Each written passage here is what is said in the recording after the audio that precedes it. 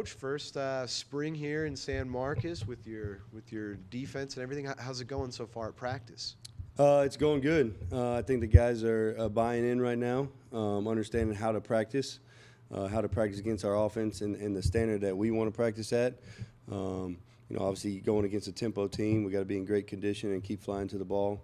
And I think they're buying in. I thought they've handled the install relatively well. We've thrown a lot at them, and I think for the most part they've handled it pretty good. But pleased so far. Pleased. How different is this defense compared to what these players are used to? Is it a drastic change, or is it just a few schematic deals like we've seen the 4-2-5 whenever we got to see practice? Is it a little more complicated than that, or? We will be multiple. We base out of a 4-2-5. There are some similarities to what they ran last year. There's some differences. So there are some carryover. The biggest thing is, just a terminology change, maybe a slight change in coverages. I always say there's only so many coverages we can run. So every defense runs a certain types of coverages, but we're a little bit different schematically than they were here in the past. And just more of a mentality of more of a aggressive, very multiple in what we do. Is slightly different than what they've done here in the past. I know they were some 3 down, more of a 3-4 at times, and then they went to more 4 down. So, right now we've made a transition to a 4-2-5. What is it about the 4-2-5 that you like? What, like the philosophy of it that you obviously you want to be multiple, like you're saying, but to make it your main defense, what is it about it? Yeah, it's kind of the defense I was raised in, that I was taught. I love aggressive D linemen, 4 down, getting after the quarterback, and then the 4-2-5. It really out of the box, it was a 4-3. You play with a big Sam linebacker, and then the world kind of changed where the ball was out on the perimeter a lot of speed on the field, and if you can play with a true nickel star is what we call it, kind of gives you more, just more dynamic in your defense, a lot more foot speed out there. You can cover more ground. That guy can do a couple more things than just an old, 235-pound Sam linebacker out there. So that's where I think the 4-2-5 came about. But, just having those 4 down D linemen and being very aggressive, playing in the backfield, is kind of what I taught, what we preach right now. You were at Miami for a number of years, and then when Coach Kinne gave you the call to be the defensive coordinator at Incarnate Word, what made you decide to make that jump, going from Miami all the way to Incarnate Word? Yeah, so it's funny how the world works. I actually started my coaching career at UIW, got my master's there, was my first graduate assistant job was at UIW back, 10, 11 years ago, and then took the journey in college football and went from Louisiana Tech to Mississippi State, and then landed in Miami for 6 years and coached the outside backers, the nickels, went to the inside backers and was a special teams coordinator. And when Coach Kinne called, I knew about UIW because I kept up with them because I got my master's from there and knew a lot of those coaches. So I knew they had a really good team, and I wanted to start calling defense. And I thought it was a great opportunity to work for Coach Kinne and the staff he was putting together. And just really get back on the defense side and call it. So it was excited, and we had a great run and a great team.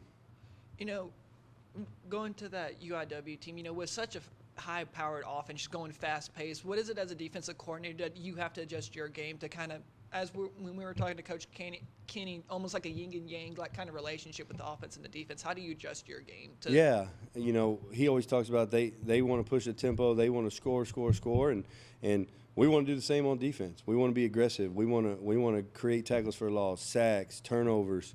That's what we're going to preach. So we kind of mesh together. I think the high-power offense, the great offense we had last year, if we can give them the ball a couple more times a game, that's just more chances we're going to win.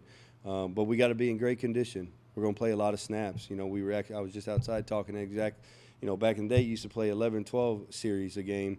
Now you're playing 15, 16 series a game. So you're looking at that points per possession. You try to drive that number down as much as you can. So offense has got really good, and if you can get them behind the line of scrimmage, a TFL or a sack, that puts us in a winning opportunity.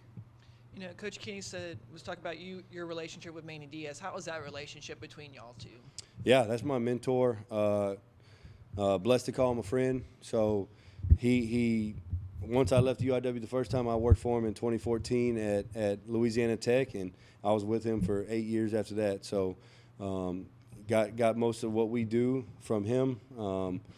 Still keep in contact with him, and always picking his brain defensively and what he's doing at Penn State now. And obviously they had a great run last year, and just seeing what they did differently, and just bouncing ideas off each other. And like I said, great mentor, great friend. Who are some of the players that have stood out to you early in camp? I guess it's not early in camp anymore, a few weeks in, but who are some of the guys that have really caught your eye? I'll start in my room. I thought Holloway's been playing really well. He flies to the ball. He's doing what he's coached to do. He's easily coachable. He's physical. He's really caught my eye. Up front, Myron Warren has caught my eye of understanding how we want to play up front and getting vertical and playing in the backfield. He's really caught my eye. Devin Wright, the defensive end, with his length, he's very slippery in pass rush situations and sturdy in the run. So he's caught my eye. In the back end, it's hard to tell. I think those guys, every day somebody's catching my eye. I think Caleb at corner has had a solid spring camp so far. Josh flashes. Obviously adding Culp in his second year in the system, bringing him over from UIW. I think he understands how to play in this defense. So, he kind of gets us a line in the back end. He's kind of the quarterback of the back end, the secondary. And then, bringing in Foster from Marshall. He's flashed at will linebacker as well. So every level we've had some guys flash. I can't forget to mention Javen. Javen's kind of been our Swiss Army. He's kind of played everywhere for us, and he understands the defense. We throw him in at corner. We throw him in at safety. We throw him in at nickel, and he gets it done. So he's flashed. He's always seems to find the ball. It seems like you really are impressed with the defensive backs. If they stood out kind of not the most, but as one of the position that really looks good. I think they've done a good job. I really do. We got to clean up. Obviously it's a work in progress as far as our techniques, but handling the install, understanding how we want to play some of our coverages. They understand. We just got to clean up some details, and that comes with time and just demanding a lot of those guys, attention and details. Championships are won in details, and that's why I keep telling the guys is we got to be detailed in everything we do, because details show up in the biggest games. You got a little over a week left in spring ball, and then that spring game. Is there something that you really want these guys to get down before then that they haven't yet, or what's one other lesson you want to impart on these guys before they go off to the summer? Consistency. Not the highs and lows in practice. I tell them all the time, being great is being consistently good.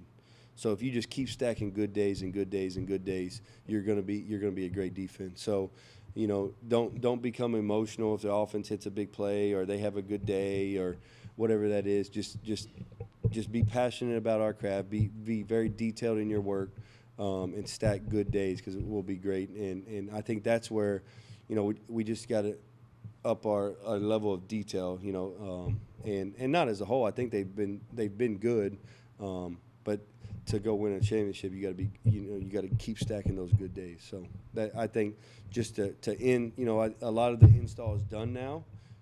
So just detail it out and make sure we're sound in everything we do.